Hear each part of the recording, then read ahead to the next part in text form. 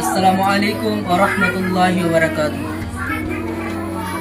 ডাঙ্গাপাড়া মধুপুর সাফল্য একাডেমির পক্ষ থেকে আমি রবির ইসলাম টিচার, আরবি টিচার বলছি। আজকে আরবি ক্লাস রয়েছে। দুঃখ বা কষ্ট, মুসিবত ও ধৈর্য ধারণের সময় কোন দোয়া বলতে হয় এই সম্পর্কে আজকে আমাদের ক্লাস রয়েছে। বলো বাচ্চারা, বলো। দুঃখ, কষ্ট ও মুসিবতে ও ধৈর্য ধারণে বলতে হয় কোন দোয়া? ধরলাম কোন ব্যক্তি যখন অ্যাক্সিডেন্ট করলো বা কেউ মারা গেল তখন কোন দোয়া বলতে হয়? ওয়া ইন্না ইলাইহি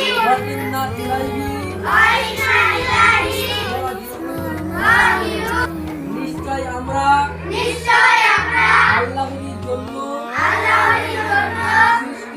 সৃষ্টি এবং আমরা সবাই তার দিকে ফিরে যাব। ইন্না লিল্লাহি ওয়া ইন্না ইলাইহি রাজিউন। মানে হচ্ছে আমরা তার দিকে ফিরে যাব। সকল মানুষ যখন মারা যায় তখন আমরা কার দিকে ফিরে যাই?